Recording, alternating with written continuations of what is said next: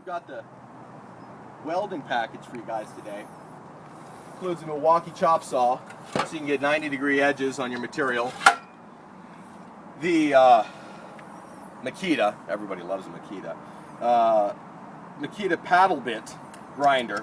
I like the paddle bits. When you use your finger, it gets your finger gets tired on their old finger design. The paddle bits are real nice if you're grinding a lot. We can get you a pile of discs with this, depending on what your project is, and then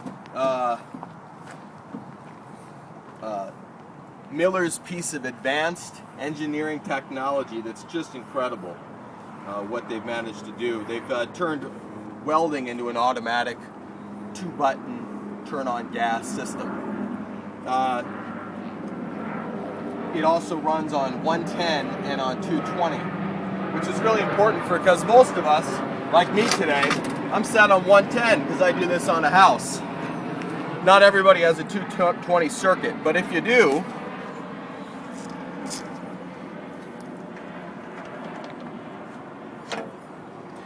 you unscrew the 110 and screw in the 220. That's silly. It's ridiculous. That easy. They got a set of gauge charts. All Millers have this. If you've ever picked up a welding machine, you're familiar with this. There's a ton of videos online for them. Of course, there's the manual, which is a must read before you pick this up. Even if you've used one of these before,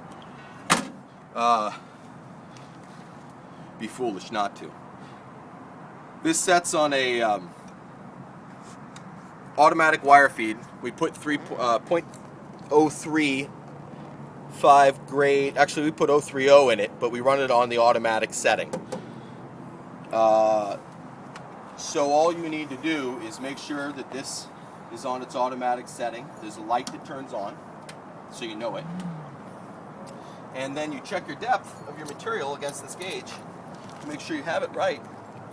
And you set the gauge wherever your material is. Today we're doing 3/16. You do an 1/8, a quarter, up to 3/8, and that's one pass on 220. It'll do it. We're using 110. We're doing one pass on 3/16. No problem. Comes with a gas system that has to be hooked in. It will come. This unit will come with the gauges and material attached. You will take the gauges and screw it into the non-explosive argon and carbon dioxide mixture. So it won't catch fire, but if you knock the head off this thing, it'll go through your house. Screw in your mount, set it between 20 and 30. Joe likes 35, I wouldn't go more than that. If you know what you're doing, do what you gotta do. But 20, 30, maybe 35 at tops. It's your pressure that blows the material or keeps the environment oxygen free while you're welding. And so if you're having trouble, sometimes it helps to increase the pressure. I think Joe likes 35 because he doesn't like to take all the paint off. He doesn't like the finish work too much. So he turns the gas up and it blows the byproduct out of the weld. That's right. So once you set these two things up, there's only a couple things you need to know. It's a wire feed you're using, not a wire gun. We don't do the spool gun. If there's a demand for aluminum, we'll get it. But that's all we do. And there's a temperature gauge. If you've ever run a welder, this is a residential, you could use it on farm, probably do it commercially, but you can't run it all day, unit. And that means that the cycle time on this thing is 3 minutes for every 10, I believe. That's right, Joe's nodding. And so that means you can weld for 3 minutes straight, and then you have to let the machine cool off for the remaining 7. There's diagrams and the directions to make sure you get it right. Pay attention to it. It's our machine.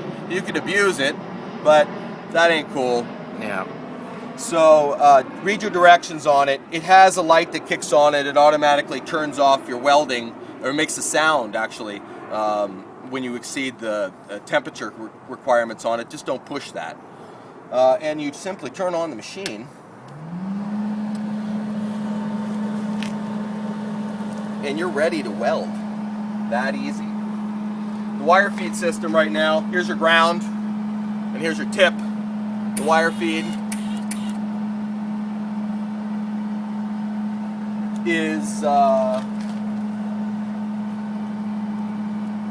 there you go.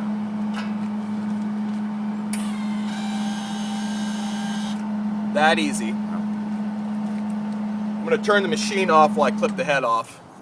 Safety first. Always safety first. Now Joe's about to start welding. You can see that he's cleaned the tip and he's clipped his wire short, and he's got his gloves on, his jacket on, and his mask on, and he's ready to go.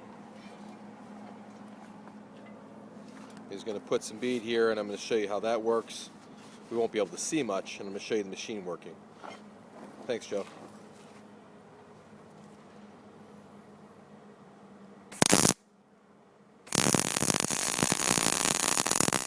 While he's welding, that wire machine is working.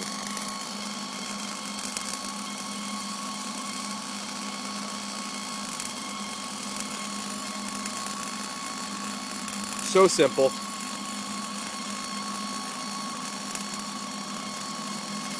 He's blowing the gas in to keep the weld clean.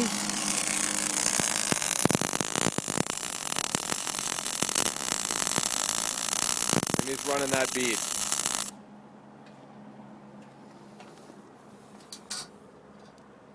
And that's how easy a MIG welder is to use.